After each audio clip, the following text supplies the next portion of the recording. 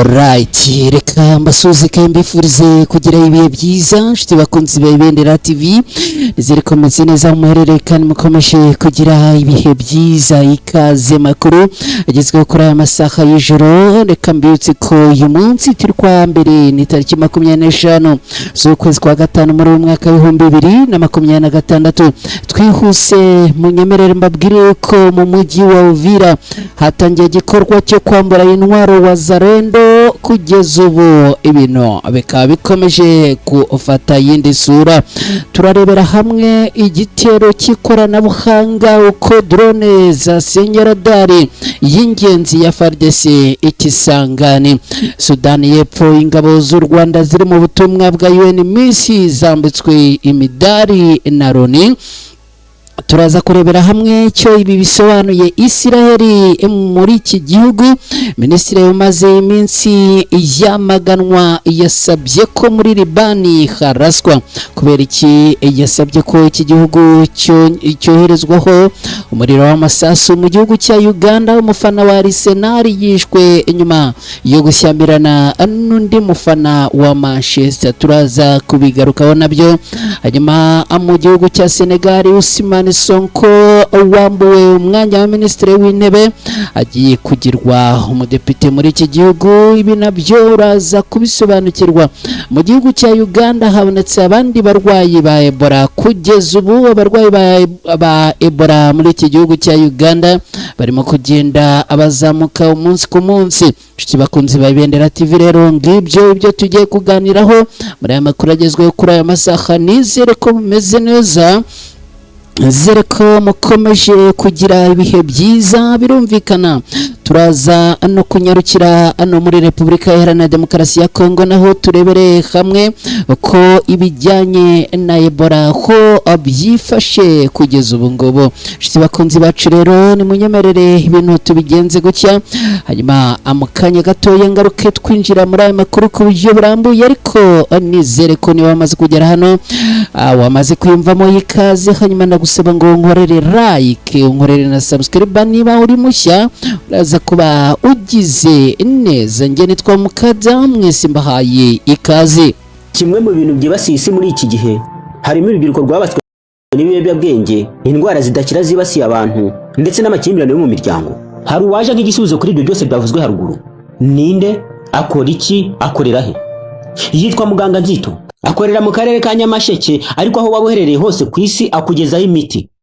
Icyo ugomba gukora ni ukumuhamagara mukivuganira. Niba uri muri diaspora wigira ikibazo, wowe muhamagare gusa muvugane, aguhe inama z'ubuzima kandi aguhe n'imiti.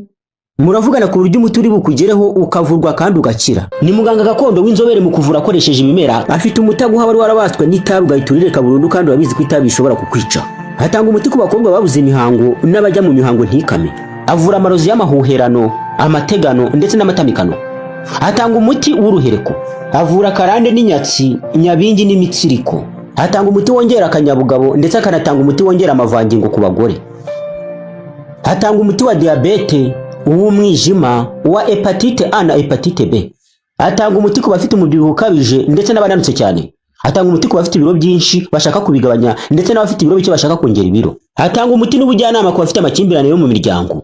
Agufasha kugarura ibyawe byibwe, akanaguha ubujyanama butuma ubana n'abandi neza mu kazi ndetse no kugira igikundiro mu nshuti zawe. Umwihariko kuri uyu muganga nuko igihugu cyose waba uherereyemo ku isi akugezaho umuti. Ushobora kwibaza uti umuganga ushobora gukura ubuzima bwawe mu kaga akakugarura umugore wawe wagutaye ntabwo ahenda? Igisubizo ni oya. Ugereranyije umuti aguha n'amafaranga make y'umuha ntaho bihuriye. Kuva aka kanya ugiye kwicuza impamvu wowe n'inshuti zawe mutamenye uyu muganga mbere. Hamagara iyo nimero, namara kukuvura urahita wicuza impamvu utamumenye mbere. Ushobora kumuhamagara kuri call isanzwe cyangwa kuri WhatsApp. Aboneka amasaha 24 kuri 24. Muganga Nzito, igisubizo ku buzima bwawe n'ubw'inshuti zawe. Hanyuma rero ni Muganga Nzito, igisubizo ku buzima bwawe n'ubw'inshuti zawe. niba ufite bimwe muri ibi bibazo rero ubwo uramusanga ni ibintu byoroshye cyane hanyuma ubundi yagufashe byihutirwa ndakubwira ko niba umukeneye hamagara nimero 07950995 arahita gufasha ni buri mu bihugu byo hanze muri diaspora nawe umwandikire kuri WhatsApp aragufasha abyihutirwa nshuti bakunzi ba Ibendera TV rero kuri aya masaha twinjiye makuru agezweho kuri aya masaha ku Ibendera TV ni munyemerere aya makuru tuyahere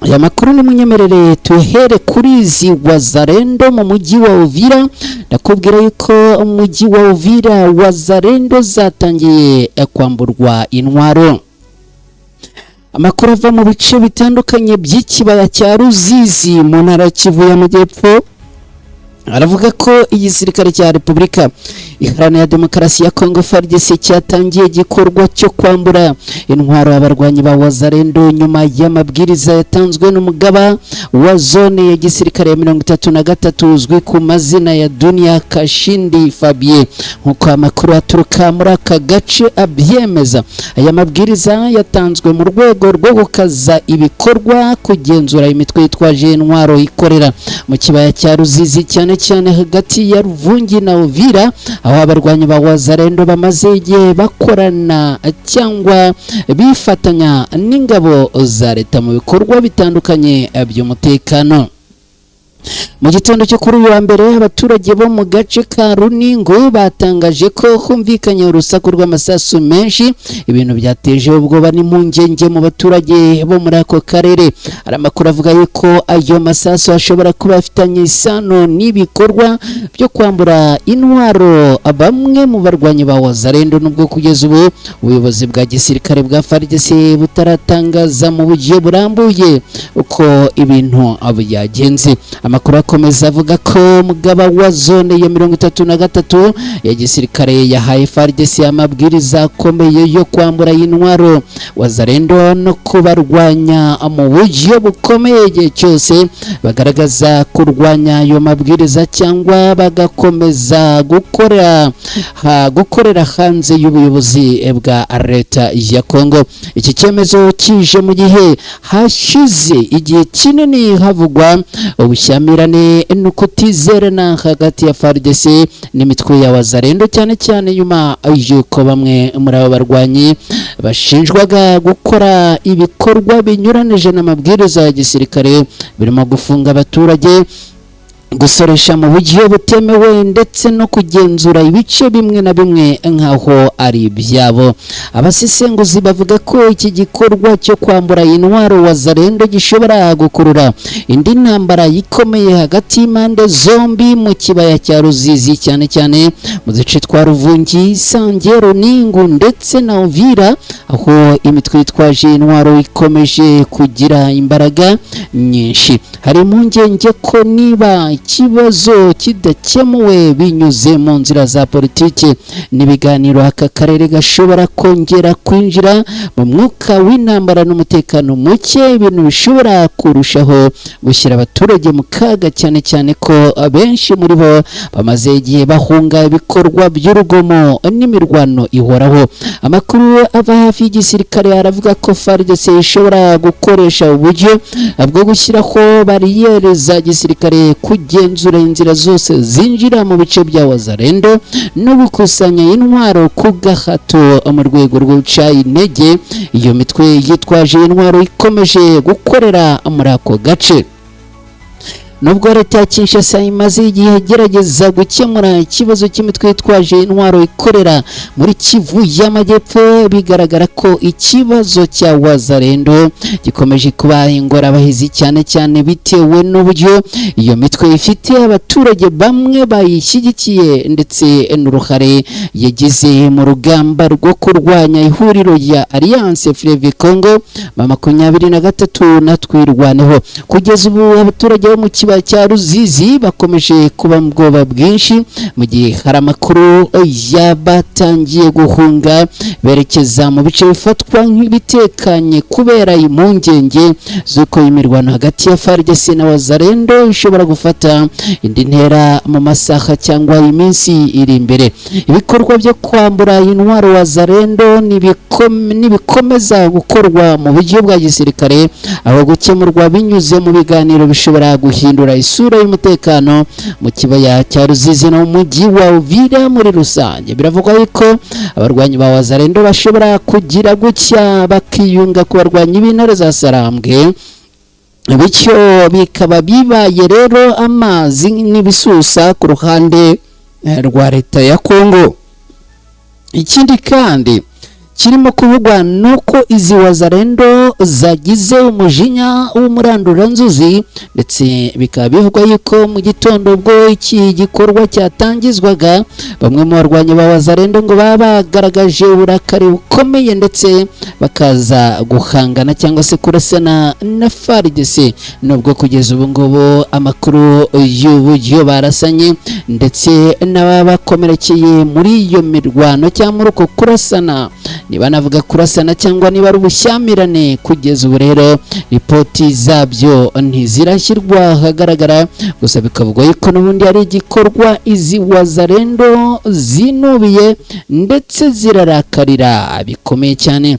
Nshuti bakunzi ba Ibendera TV mudukurikiye aho muherereye hose, nongeye kubaha ikaze. Nizere ko mukomeje kugubwa neza, nizere ko mukomeje kugira ibihe byiza. Niba wamaze kugera hano nyemerere unkorere like, uraza kuba ukoze cyane.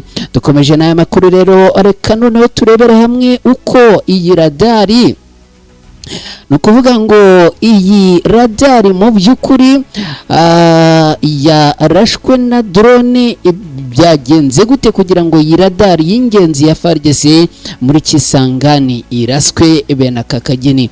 Mu mujyi wa Kisangani mu burasirazuba bwa Repubulika Iharanira Demokarasi ya Kongo hagaragaye igitero simusiga gikomeye cyibasiye ikigo gikorerwamo ibikorwa byo kugenzura no kuyobora drone z'ingabo za FARDC. Iki kigo giherereye ku kibuga cy'indege cya Bangoka ni muri Kisangani. Ibi bikaba byabaye mu ijoro ryaraye rikeye, no kuvuga ijoro ryo ku cyumweru rikira kuri uyu wa mbere, nk'uko amakuru aturuka mu nzego z'umutekano abivuga. Amakuru atangwa n'abakurikiranira hafi by'umutekano aravuga ko iki gitero cyakozwe hifashishijwe drone kikibasira ahari ibikoresho by'ingenzi byo kuyobora ibikorwa by'indege zitagira abapiloti. Muri iki gitero radari ya gisirikare yari ifite uruhare rukomeye mu kuyobora no guhuza ibikorwa by'izo drone kugira ngo zigere ku ntego zazo, ikaba yarashwe igasenywa burundu. Iyi radari yari igikoresho cy'ingenzi cyane mu miyoborere y'igisirikare cya FARDC, kuko yari ifite inshingano zo gukurikirana, kumenya no guhuza inzira z'indege zitagira abapilote zizwi nka drone, ndetse no gufasha mu igenzura yazo zoherezwa mu bikorwa byo kugenzura cyangwa kurasa ku nyungu za gisirikare. Isenywa yayo bivugwa ko rishobora kugira ingaruka zikomeye ku mikorere y'iki gisirikare, cyane cyane mu bijyanye no gukoresha ikoranabuhanga rigezweho mu bikorwa by'ubutasi n'uburinzi, ariko n'urugamba. Ingingo z'abasesenguzi b'umutekano zigaragaza ko igihombo gikomeye cyatewe n'isenywa ry'iyi radari kidafite agaciro k'amafaranga gusa, ko ahubwo gifite n'ingaruka ku bushobozi bwa FARDC bwo gukomeza gukoresha neza drone mu bice bitandukanye by'igihugu, cyane cyane mu duce turangwamo umutekano muke. Ibi bishobora gutuma rero habaho icyuho mu igenzura ry'ikirere no mu mikorere y'ubutasi bwa gisirikare. ku rundi ruhande iki gitero gifatwa n'abasesenguzi bamwe nk'intsinzi ikomeye bagikorewe kuko kigaragaza impinduka mu buryo bw'intambara abakomeje kwifashishwa ikoranabuhanga rigezweho kurusha uburyo bwa kera kugera ku kigo gikomeye nk'iki cya Bangoka no gusenya ibikoresho byacyo by'ingenzi bivugwa ko byerekana urwego rwo hejuru n'ubushobozi mu guhungabanya no guca intege ibikorwa by'igisirikare cy'iki gihugu. Nubwo bimeze bityo inzego za FARDC ntiziratangaza ibisobanuro birambuye kuri iki gitero ndetse n'ingaruka zabyo zikaba zikiri kugenzurwa. Icyakora impuguke zivuga ko iki gikorwa gishobora gusaba isuzuma rishya y'uburyo umutekano w'ibikoresho bikoresha ikoranabuhanga mu gisirikare ucungwa kugira ngo hirindwe ko byakongera kwibasirwa mu bihe biri imbere. Kugeza ubu rero abantu bakaba bongeye kuvuga yuko FARDC yaguye mu gihombo gikomeye cyane, aho bivuga yuko leta ya Kinshasa yakagombye kuba iri kurinda abaturage ahubwo irimo kugenda ihura n'ibibazo bikomeye cyane. Kugeza ubu bikavuga yuko iyi drone ngo yabaye igihombo gikomeye cyane kugeza ubu ngubu ngo kidashobora gushyirwa mu mafaranga kubera yuko ngo ni drone cyangwa se ni systeme yari ihenze cyane. Nshuti bakunzi ba Ibendera TV mudukurikiye ndacyabahamagarira kubana natwe niba bamaze kugera hano, ndongera kukwibutsa ngo nkorere like, uraza kuba ugize neza. Niba aribwo bwa mbere ugeze hano nkorere subscribe, uraza kuba ukoze cyane. Reka twerekeze muri Sudani y'Epfo. Ingabo z'u Rwanda ziri mu butumwa bwo kugarura amahoro muri iki gihugu zimaze kwambikwa imidari y'ishimwe n'imidari bambitswe na Loni. Abasirikare b'u Rwanda bari mu butumwa bw'umuryango w'abibumbye bwo kugarura cyangwa kubungabunga amahoro muri Sudani y'Epfo buzwi nka UNMISS kuri uyu munsi bahawe imidari y'ishimwe na Loni mu muhango wabereye mu kigo cya Loni kiri i Malakari ni muri leta ya Upper Nile. Ni mu rwego rwo kubashimira ubwitange, ubunyamwuga n'umusanzu wabo mu guteza imbere amahoro no kurinda abasivile. Abasirikare bahawe imidari ba Rwabat kabiri bashimiwe uruhare rudasanzwe bagize mu bikorwa byo kubungabunga amahoro muri kimwe mu bice bya Sudani y'Epfo bikigaragaramo umutekano muke. Umugaba mukuru w'ingabo za UNMISS yitwa Major General Yunwi wari umuyobozi uyoboye uwo muhango yashimye abasirikare b'u Rwanda ku bwitange, imyitwarire myiza ndetse n'uruhare mu gushyigikira amahoro ku ruhando mpuzamahanga. Yagize ati imidari mwahawe uyu munsi igaragaza icyizere mufitiwe n'umuryango w'abibumbye ndetse n'umuryango mpuzamahanga. Iyi midari igaragaza ubutwari bwanyu, ubwihangane n'ubunyamwuga bwanyu mu kazi gakorerwa mu bihe bikomeye kandi gasaba ubushishozi. Kuva mwagera mu butumwa mwakomeje kugaragaza ubushobozi buhambaye mu kazi, imyitwarire myiza ndetse no gukorera hamwe mu nshingano zanyu. Mwabashije kubungabunga umutekano, kurinda abasivile no gufasha ibikorwa by'ubutabazi kugera aho bikenewe, kandi imyitwarire yanyu yahesheje ishema ubutumwa bwa UNMISS.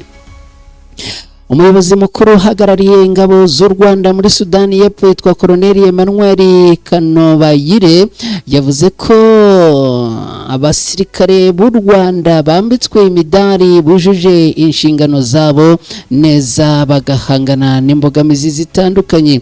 Yagaragaje ko iyi midari itagaragaza gusa kurangiza ubutumwa ahubwo ngo inashimangira ubwitange, ubushake, ubutwari ndetse no gukomera ku mahame yo kubungabunga amahoro ku rwego mpuzamahanga. Nshuti bakunzi ba Ibendera TV, ndacyabagezaho amakuru agezweho kuri aya masaha. Reka munyemerere twihuse cyane duhite tunerekeza muri Isiraheli. Muri Isiraheli rero, minisitiri umaze iminsi yamaganwa ku karubanda yasabye ko muri Libani haraswa. Kubera iki? Minisitiri w'umutekano wa Isiraheli yitwa Itamar Ben-Gvir yasabye ko igihugu cye cyasubukura intambara yeruye ku mutwe witwaje intwaro wa Hezbollah muri Libani ndetse kikanahagarika amashanyarazi yoherezwayo. Ibi Ben-Gvir yabivuze nyuma y'ibitero bya drone Hezbollah yagabye ku basirikare ba Isiraheli bari mu majyepfo ya Libani bigahitana bamwe muri bo. Ben-Gvir umaze iminsi yamaganwa n'amahanga kubera ubuhezanguni bwe yagize ati Isiraheli ikwiye gusubira mu ntambara ikomeye muri Libani kuko yakomeje kujenjekera ibitero bya Hezbollah. Uyu munyapolitike yavuze yeruye agira ati ya Libani yakwiye guhagarikwa ndetse ngo Isiraheli ikwiye kwenyegeza ibitero byayo kuri Hezbollah. Ibi bibaye mu gihe Amerika na Iran bikomeje ibiganiro bishobora guhagarika intambara yo mu burasirazuba bwo hagati yatangiye mu mpera za Gashyantare muri uyu mwaka. Ibi biganiro kandi biganisha no kuguhagarika intambara ya Isiraheli n'ibitwitwaje intwaro ishyigikiwe na leta ya Iran irimo Hezbollah na Hamas ikorera mu ntara ya Gaza muri Palestine.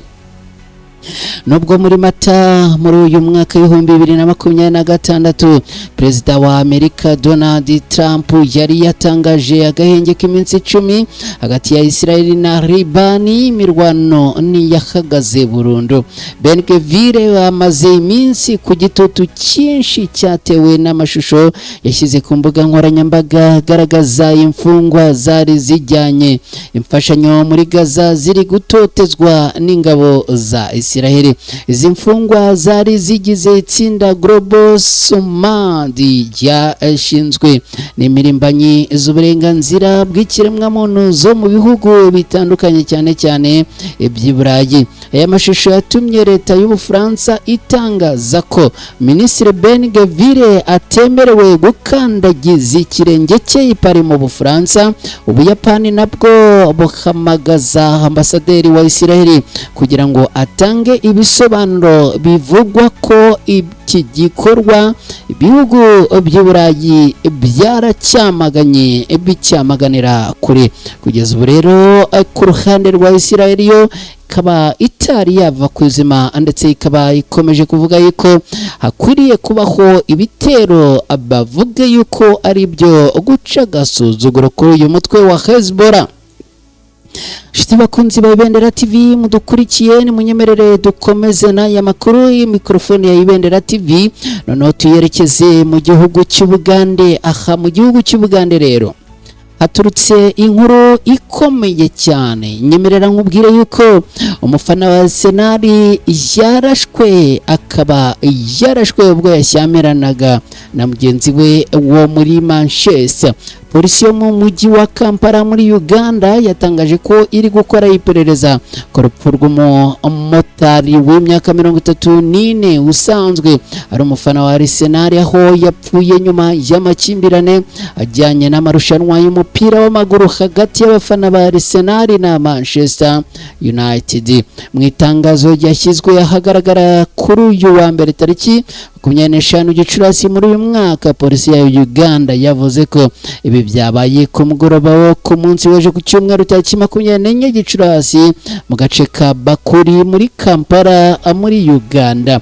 Umuvugizi wa polisi ya Kampala Metropolitan Rakayeri Kawara yagize ati polisi ya Kampala iri gukurikirana icyaha cyo kwica umuntu cyabaye tariki 24 Gicurasi muri uyu mwaka mwaka hafi ya saa 12 n'igice z'umugoroba mu gace ka Bakuri Kampala Central Division mu karere ka Kampala.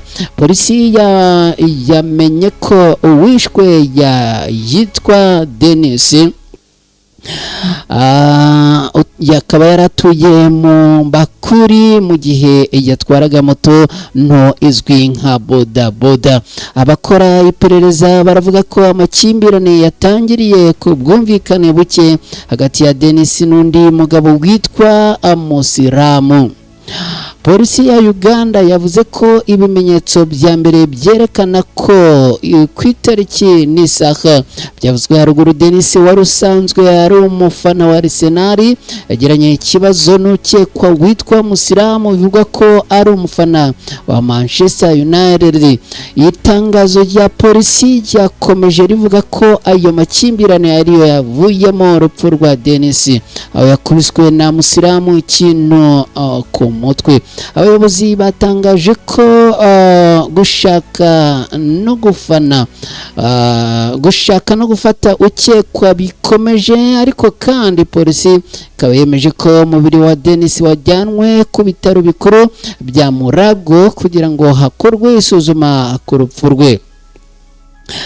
Kugeza ubu ibintu rero bikaba byongeye gukaza umurega wa polisi yamaze gutangatanga imikwabo hirya no hino mu rwego rwo guhiga uyu witwa Musiramu kugira ngo akurikiranweho iki cyaha cyo kwica umuntu. Nshuti bakunzi ba Ibendera TV, turacyari mu makuru wagezweho kuri aya masaha.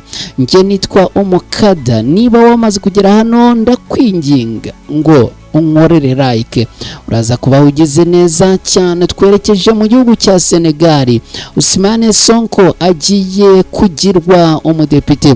Uyu Ousmane Sonko wirukanwe ku mwanya wa minisitiri w'intebe wa Senegal agiye kwinjira mu nteko ishinga amategeko y'iki gihugu.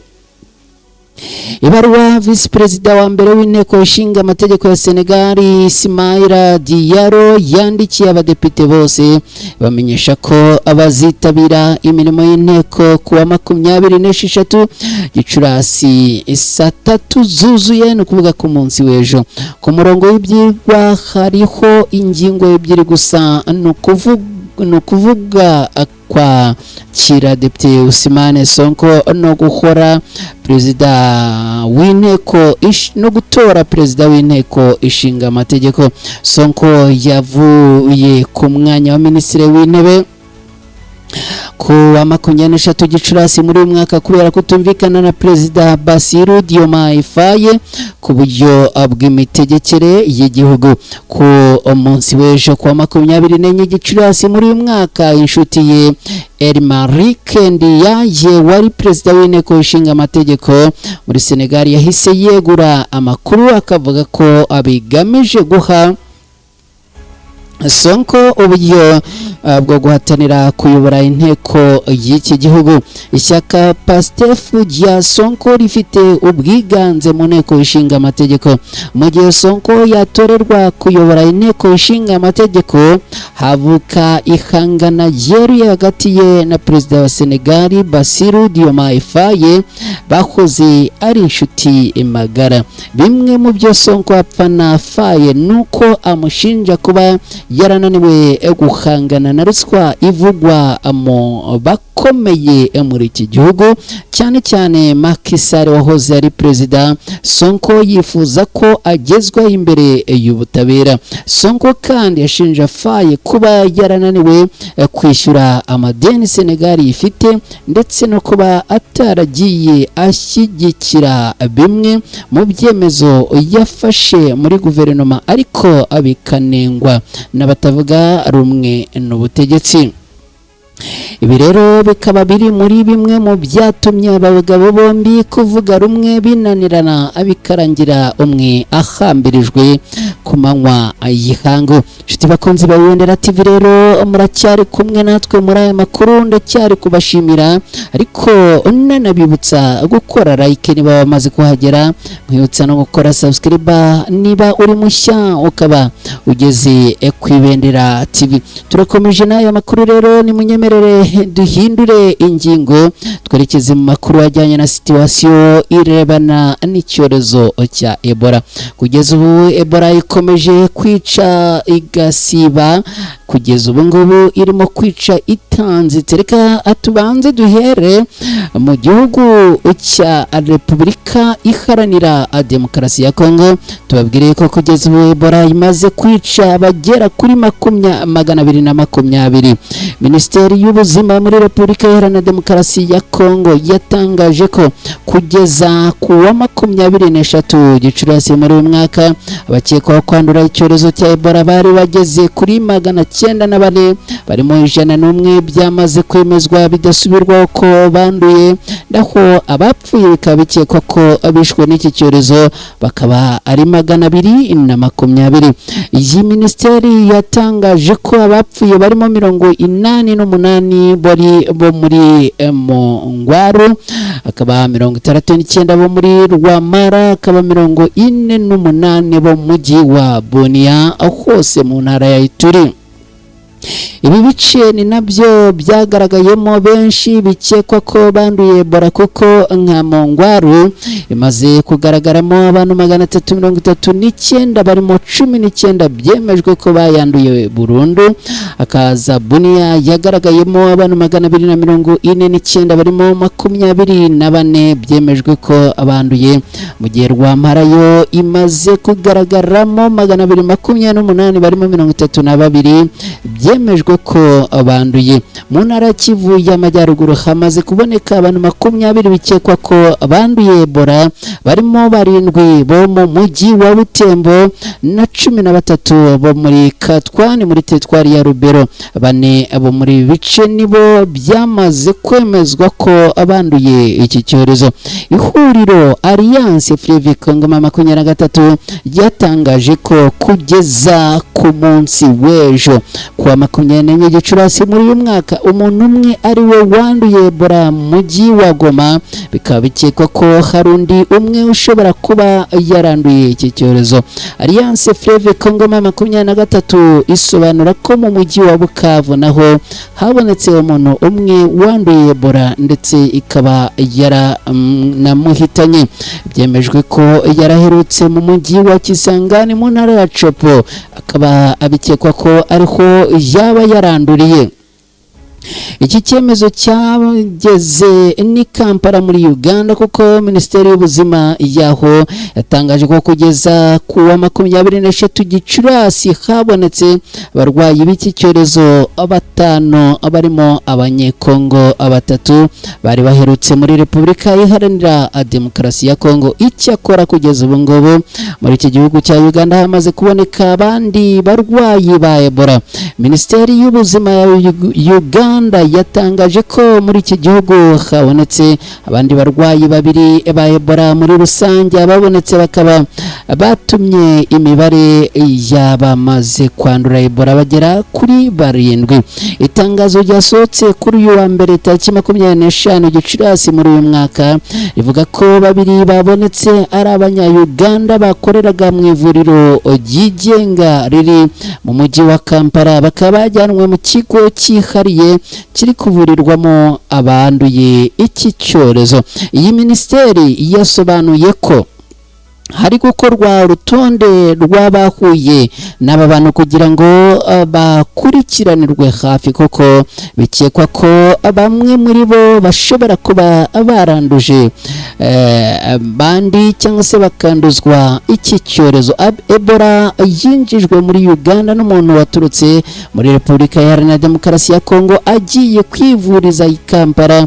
Uyu umunyekongo akaba yarapfiriye mu bitaro bya Kibuli Muzirimo Hospital muri Uganda. Umurwayi wa kabiri wanduye Ebola wagaragaye i Kampala nawe n'umunyekongo yitaweho n'abaganga akira ibimenyetso nk'iki by'iki cyorezo. Minisiteri y'Ubuzima yasobanuye ko ari hafi gusezererwa n'ibitaro. Tariki 23 Gicurasi muri uyu mwaka iyi minisiteri yatangaje ko habonetse abandi barwayi ba Ebola 3 barimo umushoferi n'umunya Uganda watwaye wishwe n'iki cyorezo, umuganga wamuvuye ndetse n'undi munyekongo. Minisiteri y'ubuzima muri Uganda yasabye abaturage bafite ibimenyetso by'iki cyorezo birimo kuribwa mu nda, kuruka, umuriro mwinshi no kuva amaraso ko bajya ku mavuriro kugira ngo bakurikiranwe byihutirwa. Abanya-Uganda bamenyeshejwe ko kwivuza kare byongera amahirwe yo kuticwa n'iki cyorezo. Muri Repubulika Iharanira Demokarasi ya Kongo kugeza tariki ya 23 Gicurasi hari hamaze kuboneka abantu 904 bikekwa ko banduye Ebola, barimo 101 byemejwe burundu ko bayanduye. Hari abantu 220 bikekwa ko bishwe nayo. Shiti bakunzi ba Ibendera TV rero munyemerere mbabwire ko mu gihugu cya Uganda hamaze no gushyirwaho ingamba zikomeye cyane kugeza ubu ngubu.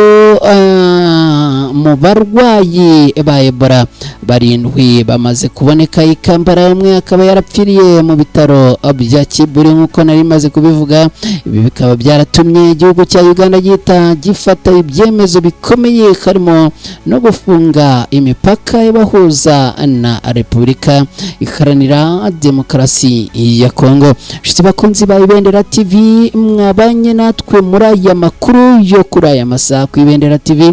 Unyemerere mbashimire cyane, mwakoze kubana natwe, mwakoze kudutera iteka, mwakoze kugira uruhare muri aya makuru. Ndabashimiye rero, nitwa Umukada, mugire ijoro ryiza, Imana ibarinde, ibane namwe kandi ibarinde ikibi. Bye, ciao ciao.